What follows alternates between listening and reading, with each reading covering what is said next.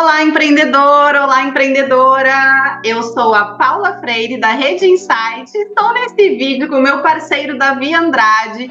Vamos falar sobre planejamento estratégico, como você vai encontrar aí a sua melhor estratégia.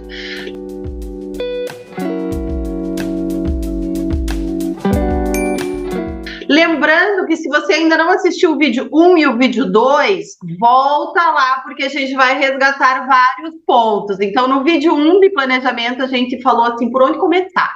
Então, como você detectar aí o seu ponto A, usando duas ferramentas, o C&C e a análise SWOT. No segundo vídeo, falamos aí como você definir as metas do seu negócio e nesse vídeo vamos falar como encontrar a melhor estratégia, passo a passo para isso. Davizinho, vamos lá! Olá, olá empreendedor, olá empreendedora, é um prazer estar aqui com vocês de novo. Como de costume, nessa sequência de vídeos, eu vou fazer aqui uma apresentação de tela, mas é coisa simples, rápida, só para poder ilustrar o que a gente está falando, né? Não fica só blá, blá, blá, danado, e a gente, às vezes, não... Tem pessoas que precisam desse apelo visual, precisam de um suporte visual para poder entender algumas coisas, e com isso eu vou compartilhar com vocês aqui a minha tela. Gente, ele está super humilde, porque assim, não é somente uma imagem qualquer que ele vai projetar aí na tela, é simplesmente o visual disso que a gente já veio falando nesses vídeos, né, Davi? Então, agora, se ainda está nebuloso para você, agora vai fazer todo o sentido. Eu adoro essa imagem. Explica para gente, Davi. Como você falou aí, Paula, mais cedo, nós explicamos no vídeo 1 o ponto A. Onde você está no universo agora? Onde o seu negócio está? Para qualquer estratégia, a gente precisa ter um ponto de partida. Você tem que sair de algum lugar para chegar em outro lugar. E aí o ponto B. Você precisa definir esse ponto B. Se você vai pegar um Uber, ele tem que te achar, tem que saber onde vai te pegar e aonde vai te deixar. Sem isso, ele não consegue calcular a rota, não consegue definir nada. Escolher o melhor caminho, precisa saber de onde ele vai partir e para onde ele vai chegar. E nós mostramos no vídeo 1 como definir o ponto A, através dos 6 e da análise SWOT, e o ponto B, como você define uma meta, um objetivo para o seu negócio, usando a ferramenta SMART. Agora, o que a gente vai mostrar, a partir de agora, a gente vai entrar no coração da estratégia. O que é a estratégia? No final das contas, a estratégia é isso aqui, é o miolo, entre o ponto A e o ponto B. É a linha que faz essa ligação, é essa ponte que liga o ponto A ao ponto B. Paulo? Ai, é meu auge quando chega nessa imagem, Davi. Exato, essa imagem realmente, para mim, ela traduz o que é estratégia, porque, como a gente falou lá nos vídeos 1 e 2, a estratégia é o caminho mais curto, né, para você alcançar um objetivo. É como você traça isso. E a estratégia ela é composta desses 3 elementos: planejamento, execução e controle. Planejar sem executar, você não sai do lugar. Executar sem planejar, você vai dar tiros para vários lados e não vai acertar nada. E planejar, executar e não controlar, você corre o risco das coisas saírem errado e você não dá conta, simplesmente chegar lá no final e chegar à conclusão que você não alcançou o seu objetivo. Então, esses 3 elementos são fundamentais. Mas o vídeo de hoje, ele vai trazer aqui uma resposta a algumas perguntas que as pessoas fazem para a gente. Tá, mas você já falou do ponto A, já falou do ponto B, e como é que eu monto essa estratégia? Como é que eu desenho isso? Quando a gente fala de pequenos negócios, a gente precisa ser muito direto, precisa ser muito, otimizar o nosso tempo e nossos recursos, que são muito, muito pequenos. Nós temos muito pouco recurso nesse universo. Então, nós vamos trazer aqui algumas dicas aqui, seriam uns 4 passos para você desenhar essa estratégia. A melhor estratégia, ela passa por 4 pontos, 4 etapas. A primeira etapa é... Quer falar, Paulo? Pode falar. Então, acho que vale a pena lembrar aqui, né, Davi, que depois do empreendedor ter pego lá seu caderninho, feito todos os exercícios que a gente propôs, ele chegou nesse ponto de traçar a estratégia, ele já está aí com todos os dados necessários para que a cabeça já esteja borbulhando e que os caminhos já estejam começando a se abrir, né? Não tem como a gente mergulhar em todas essas informações que a gente considerou relevantes aqui para vocês analisarem e você não ter nenhuma ideia por onde você começar a traçar essa sua estratégia. Então, você já tem aí as suas ideias, já viu mais ou menos o que é viável, o que não é viável, né? Fazendo ali a sua análise SMART, o que é possível você realizar. E aí não tem a melhor estratégia, né? Não é uma receita de bolo, né, Davi? Cada caso é um caso, cada pessoa é uma pessoa. Lembrando que nos pequenos negócios, a pessoa em si, né, deve ser muito levada em consideração. Então, como a gente acha a melhor estratégia para cada pessoa? E aí é isso que a gente vai mostrar, esses 4 passos aí na sequência, do que você tem que fazer, independente do teu cenário e do que você tenha encontrado aí de respostas e qual seja o seu contexto, né, Davi? Exatamente. A ideia aqui é que cada um aplique esses conceitos. A gente aqui não está trazendo uma receita de bolo, porque o que funciona para mim não funciona para a Paula, não funciona para outra pessoa. Então, cada um vai adotar vai trazer os seus conhecimentos, os seus elementos ali para compor essa estratégia. O que a gente está dando aqui é um roteiro do que a pessoa tem que levar em consideração na hora de montar essa estratégia, para que ela seja completa, para que ela seja eficaz. E aí a gente pensou aqui nesses 4 passos que elevam a melhor estratégia. O primeiro passo seria pesquisar. Você já fez, certamente, já passou pelo vídeo 1, vídeo 2, você já fez um monte de pesquisa, já olhou bastante o mercado, já pesquisou sobre os seus fornecedores, sobre os seus concorrentes, já pesquisou sobre os seus clientes, os seus consumidores finais. Então, a estratégia sem pesquisa, ela vai estar baseada em achismo. Eu acho que os meus consumidores gostam disso, eu acho que os meus concorrentes oferecem isso. Achar, a gente corre um risco quase que certo de errar no nosso julgamento, porque é uma observação muito pessoal, né? É o meu olhar sobre tudo aquilo. Mas se você está vendendo alguma coisa, você está prestando um serviço, você está prestando serviço ou vendendo para outra pessoa. Elas têm um olhar diferente do seu. Você precisa alinhar isso. E a única forma da gente conseguir entender o que as outras pessoas estão pensando, sentindo, é pesquisando, é perguntando. Tá? E aí, que tipo de pesquisa a gente pode fazer? Eu preciso contratar uma empresa para fazer essas pesquisas para mim? Não necessariamente. Se você tem um Instagram, faz lá, joga ali 2, 3 perguntas, faz um formulário no Google para a pessoa responder. Quando o cliente vier até você, tenha, de repente, ali um questionáriozinho de satisfação para que o cliente possa apontar os seus erros, fazer suas críticas. Isso tudo são elementos, são recursos que a gente tem, que a gente pode lançar a mão, e que são muito úteis na definição da estratégia, porque com base neles eu consigo sentir, eu consigo ter uma sensibilidade mais afinada com o meu cliente para entender o que ele quer ou o que ele não quer, o que ele gosta e o que ele não gosta. Então, pesquisar é muito importante em qualquer estratégia. Não dá para partir para uma estratégia sem ter essa informação externa do que está acontecendo. Trabalhar só com a nossa sensibilidade, eu posso dizer categoricamente que é um erro. Paula, tem alguma observação? Não, perfeito, Davi. Não tem como, né? A gente tem que pesquisar e hoje em dia é tão fácil, né, Davi? A gente não tem nem desculpa. Na minha época de faculdade, pesquisar, tinha que ler na Barça. Agora, você digita no Google o que você quer saber, vai entrando, vai fuçando, vai conectando e é tudo muito fácil, não há desculpa. Sim, sim.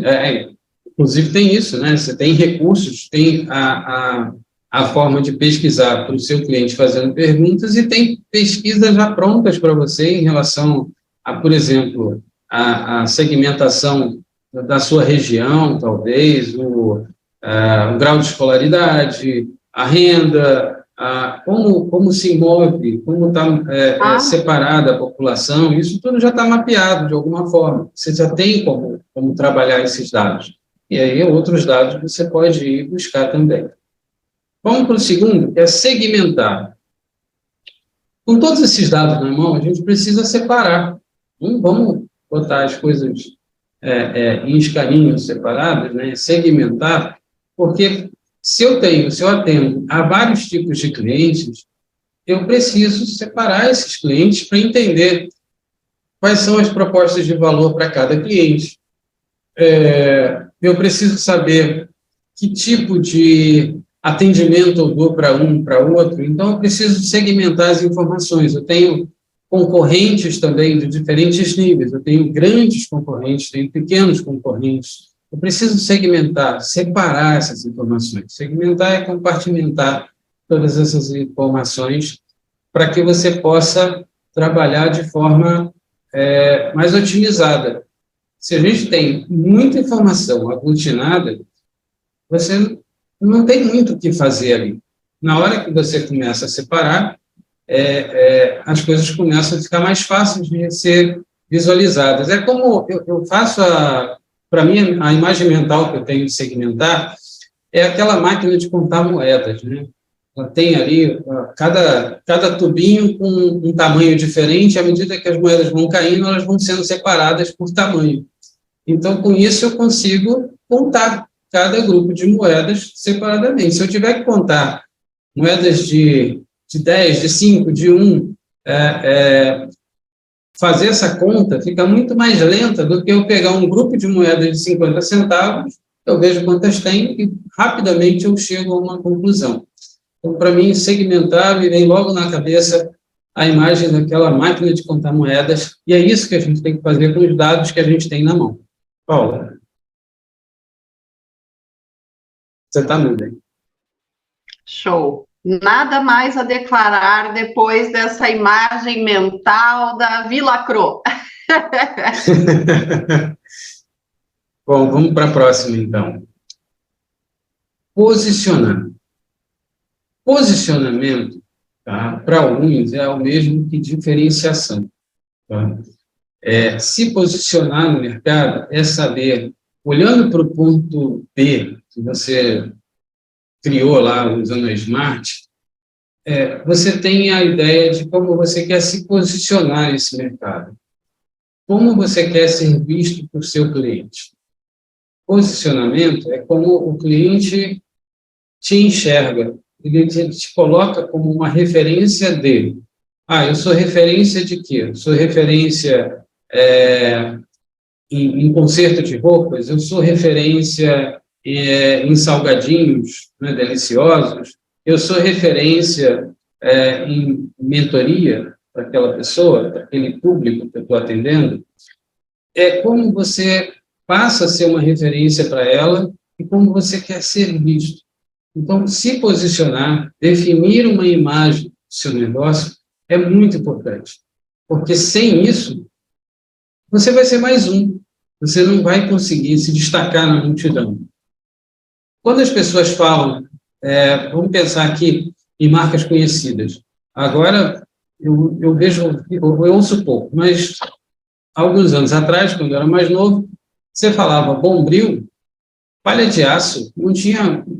Você podia comprar a palha de aço que você quisesse, mas vinha logo à cabeça o nome Bombril. Refrigerante era Coca-Cola. Vamos tomar uma Coca-Cola? Vamos. O cara vai tomar Guaraná. Não importa, ele ia tomar uma Coca-Cola. Né? Você vai lavar roupa? Vamos comprar um Omo. né?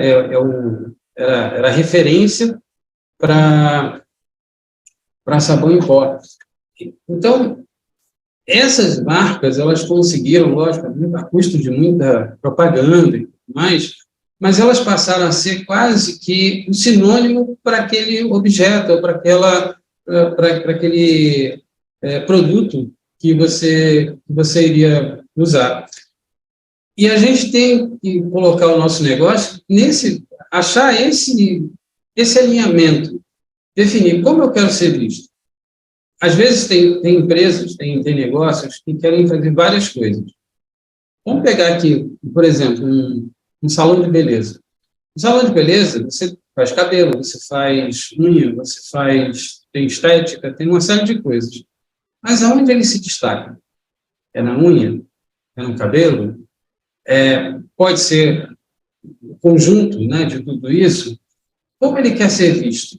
Ele quer ser visto como um salão de cabeleireiro que tem outras atividades, quer ser visto como um salão de design de unha que tem outros produtos além da unha, ou quer ser visto como uma coisa completa, um lugar onde você vai achar tudo que você precisa para a sua estética, para o seu bem-estar, naquele lugar.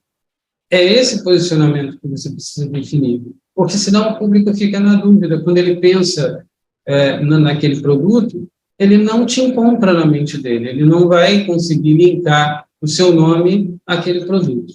Então, se posicionar, definir claramente o que você faz, é muito importante. Do contrário, você passa a ser mais um, e isso é temerário, né? Porque você fica sem ser lembrado na cabeça dos seus clientes. Paula, algo a acrescentar? Não, talvez esse eu acho que seja o item mais complicado, né, Davi? Eu acho que talvez ele seja o mais trabalhoso. O que você acha? Ele é difícil no sentido de que ele não é pautado, ele não é algo fácil de você definir, mas, ao mesmo tempo, ele tem que responder uma pergunta: como eu quero ser visto? Simples. Eu, por exemplo, sou contador, né, minha história toda é de contabilidade e, mais recentemente, nos últimos anos, eu tenho atuado como mentor de negócios. A minha experiência como contabilista é muito maior do que a de mentor, se for colocar no tempo. Eu tenho 32 anos de contabilista e apenas 6 ou 7 anos atuando como mentor. É lógico que a minha experiência como contabilista me dá suporte para ser um bom mentor. Mas hoje, como eu me mostro no mercado? Me mostro como mentor, porque é a minha atividade principal hoje. Se alguém me procurar para fazer alguma coisa de contabilidade, eu vou avaliar se interessa ou se não interessa, se eu posso ajudar ou não posso ajudar aquele cliente. Mas eu me mostro para o público como mentor. Se eu colocar, mover minha comunicação, colocando coisas de contabilidade, eu não vou estar direcionado, eu não vou estar bem posicionado, porque a pessoa vai ver: esse cara é contador, é mentor, o que ele é, afinal? Né? Vai ficar confuso. Então, se eu quero ser visto como mentor, eu preciso me posicionar como mentor. Minha comunicação tem que estar voltada para a mentoria. É esse o trabalho que eu quero oferecer. Se, eventualmente, algum cliente antigo indica, alguém vem e me procura para fazer contabilidade, se eu ainda posso fazer aquele trabalho, se me interessa fazer, é óbvio, eu vou fazer. Mas não é esse o meu carro-chefe, não é essa forma que eu quero me posicionar. Eu não me vendo como mentor, eu não me vendo como contador, eu me vendo como mentor. É assim, simplesmente, como você se vende, como você se mostra. Consegui explicar, Paulo? Perfeito, Davi. Eu passo por isso aqui também. Eu, muito tempo, fui assistente virtual e as pessoas me conhecem como assistente virtual, né? Referência como assistente virtual. E engraçado que eu já me deu o clique de que eu não ofereço mais isso, mas as pessoas continuam a vir, né? E foi assim, nesse ano, nesse último mês, que eu falei, agora eu vou falar que eu sou só mentora e consultora, porque se eu continuar falando que eu faço mentoria, consultoria e assistência virtual, vai continuar confundindo o público, né? Então, o delicado é porque eu estou passando por esse processo e eu coloquei aqui essa pitadinha para discussão. É muito difícil, primeiro, a gente mudar na nossa cabeça uma coisa que a gente não quer ser mais, uma coisa que a gente quer passar a ser visto. Então, na nossa cabeça é o primeiro passo, e aí depois vem na cabeça das pessoas. Então, por isso que eu falei que desses itens aí é o mais, talvez, demorado e o mais que envolva outros sentimentos, né? Uma reflexão maior, talvez, né? Esse é um item totalmente interno, né? Você vai refletir para chegar à conclusão do que você quer ser, do que, como você quer se mostrar. Uma coisa também que me vem à cabeça, quando eu penso em posicionamento, uma vez eu passei em frente a uma sorveteria, tinha lá bem estampada, temos 40 sabores. Falei, 40 sabores? Cara, eu não consigo escolher mais de 3, 4, eu já fico confuso. Se eu tiver 40, eu acho que eu vou sair de lá de mãos abanando, porque eu vou acabar não escolhendo nada, porque cada um vai ser melhor do que o outro, vai ser muito difícil de escolher. E, então, se ela tivesse ali na porta, o melhor açaí do bairro, eu sei que eu vou encontrar açaí, vou encontrar um bom açaí de várias formas. Mas 40 sabores de sorvete, para mim, já começa a ficar muito, muito amplo. Então, posicionamento como você quer ser visto, tá? E lógico, perdão, só fazendo um disclaimer aqui, faz parte do negócio dessa empresa vender lá os 40 sabores, a forma que ela quer se posicionar, tendo uma variedade grande de sabores. Mas quando você vai falar do seu serviço, é bom você escolher um número muito reduzido, se possível, para você direcionar a sua comunicação. Mas eu faço 3 coisas diferentes. Então, faz uma comunicação para para outro, em canais distintos, de formas distintas, porque senão o público não vai saber o que você faz, ou você não vai ser bom em tudo. Se você chega para um médico e fala, olha, eu quero fazer a operação no cérebro e tratar do meu coração. E foi o mesmo médico que for fazer as 2 operações, você vai falar, será que esse cara é bom? Né? Será que ele entende tão bem de cérebro quanto de coração? É complicado isso, né?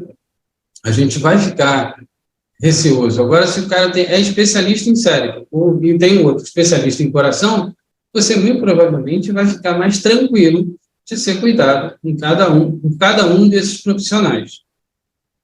Correto, Paula? Acho que já ficou bem claro. E aí agora vamos falar do 4º passo, que está todo mundo curioso, inclusive eu. É esse aí, ó, priorizar. Priorizar é difícil, tá? Principalmente para aquelas pessoas mais agitadas e tudo. Às vezes a gente quer fazer tudo ao mesmo tempo agora e é complicado, porque tudo é importante. Tudo no negócio é importante. Mas a gente precisa avaliar um pouquinho causa e efeito. O que é que vai me trazer o melhor resultado, o resultado mais rápido, se eu fizer agora? Para poder começar a trabalhar. Olha, uma vez uma cliente chegou para mim e falou, poxa, Davi, eu preciso abrir meu negócio, porque eu estou buscando cliente no mercado e eu preciso emitir nota fiscal. Como é que eu emito nota fiscal? Eu falei, calma, você já tem cliente? Ah, não, a gente está pesquisando aqui, está começando a trabalhar aqui um marketing para poder buscar o cliente no mercado. Então, a nota fiscal, calma, a nota fiscal vai ser o último passo. Quando você já tiver um contrato fechado, você tiver que receber desse cliente, aí você vai emitir a nota fiscal. Por hora, o que você precisa pensar é como você vai se mostrar para ele. Você já tem um e-mail corporativo? Você já tem a empresa formalizada? A nota fiscal está lá na frente. Ela faz parte desse processo, mas ela está lá na ponta. Então, vamos priorizar o que é importante agora para você conseguir o cliente. Porque sem o cliente não adianta ter empresa, não adianta ter nota fiscal. Então, para conseguir o cliente, o que você precisa? Eu preciso de uma boa imagem, preciso ter uma boa estratégia de vendas. Então, foca nisso. Depois você foca no resto. Tudo isso você vai precisar, mas está no segundo passo. Então, priorizar é definir aquilo que vai te trazer o resultado mais imediatamente possível, e aí você vai escalonando as coisas para que você vá fazendo aquilo numa esteira de processo. Coloque as coisas no seu lugar certo para ser, no seu tempo certo para ser executado. Tentar executar tudo ao mesmo tempo, gastar energia e, muito provavelmente, você vai ter frustração, porque você não vai ter o resultado esperado com tanta energia, às vezes tanto recurso financeiro também gasto naquilo. Paula, tem alguma coisa? Perfeito, Davi. Esse é um dos piores problemas dos meus clientes que eu atendo na consultoria de processos. E é muito comum as pessoas não saberem priorizar mesmo. E para mim isso é uma coisa tão natural e é por isso que virou meu trabalho, né? As pessoas, eu sempre falo que é possível se realizar tudo, mas não é possível se realizar tudo na mesma hora, né, Davi? Então entra aí no foco de você definir aonde que você quer chegar ali, qual que é a tua meta e traçar o passo a passo lógico para isso, né, Davi? Não adianta você querer fazer um passo à frente se nem o primeiro passo você deu. E aí eu observo duas características pessoais que eu vou jogar aqui também como uma provocação, que tem dois tipos de pessoas que têm essa dificuldade mesmo de priorizar. Uma, porque realmente eles não fazem ideia de como começar qualquer coisa e como destrinchar tarefas. Então, tem pessoas que têm essa deficiência e não é problema nenhum, é simplesmente uma característica pessoal.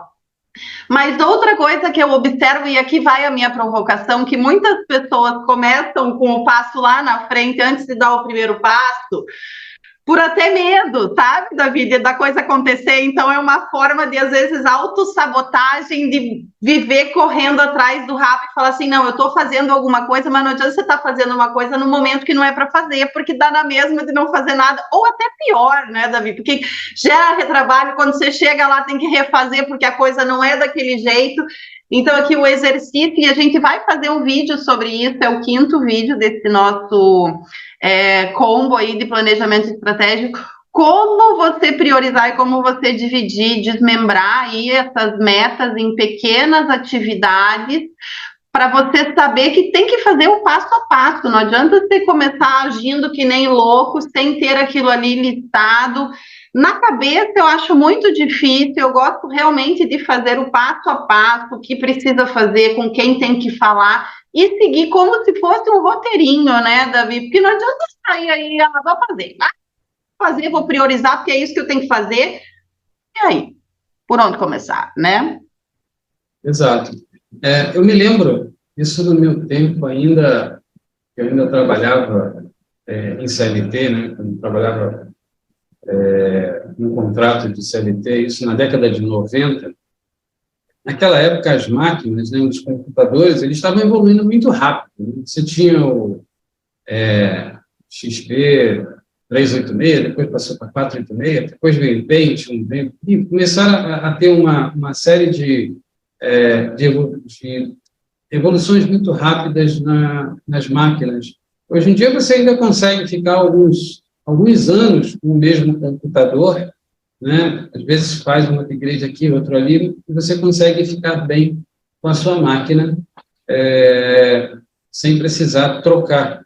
Mas, naquele tempo, os programas estavam evoluindo muito rápido. E, então, a obsolescência era de menos de 5 anos para um computador. Eu me lembro que eu cheguei numa empresa para ser gerente financeiro, e eu cheguei lá, tinha, se não me engano, uns 10 computadores que foram importados. Na época, eu acho que foram $5 mil cada um. Foi um absurdo, era caríssimo. Então, eu perguntei ao dono da empresa para que aqueles computadores lá, e ele me respondeu o seguinte: não, eu estou pensando em fazer um sistema de reserva e eu vou precisar de máquinas boas para poder atender às necessidades dessa operação e tudo. mas é um projeto que eu quero fazer e tal, então eu já comprei as máquinas.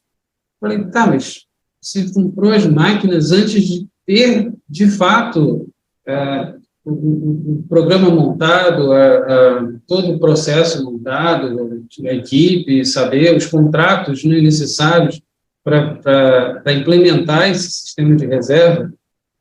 Não, já comprei porque era uma coisa que a gente ia precisar, mas ele não tinha ideia de quanto tempo ainda ia levar para poder implementar. Resumo da ópera, aquelas máquinas ficaram obsoletas rápido. Ele demorou pelo menos 1 ano para avançar com essa ideia, e quando ele foi botar em prática, aquelas máquinas já não serviam. Ou seja, todo aquele dinheiro investido foi literalmente jogado fora, porque as máquinas não atendiam mais a necessidade dos sistemas que iam ser utilizados. Essa é uma demonstração de como a não priorização pode causar um gasto de recurso, um gasto financeiro até, muito grande, e pode ser evitado no momento que você souber exatamente o que você tem que fazer, quando você tem que fazer. Planilhar isso de uma forma para colocar no processo. Então, estamos chegando ao fim desse terceiro vídeo sobre planejamento estratégico. No próximo vídeo, quem vem conversar com vocês é Davi e Ricardo. Vamos falar sobre quais áreas devem estar dentro desse planejamento estratégico para a sua empresa. Lembrando, planejamento pode ser para tudo, né? Planejamento estratégico, a gente já falou aqui diversas vezes, que você pode usar aí nas diversas áreas da sua vida. Mas no próximo vídeo a gente vai explicar aí bem certinho quais são as áreas que não pode deixar de estar lá no seu planejamento estratégico, né, Davi? É isso aí. Agora a gente se vê no próximo vídeo. Tchau, tchau. Tchau, tchau.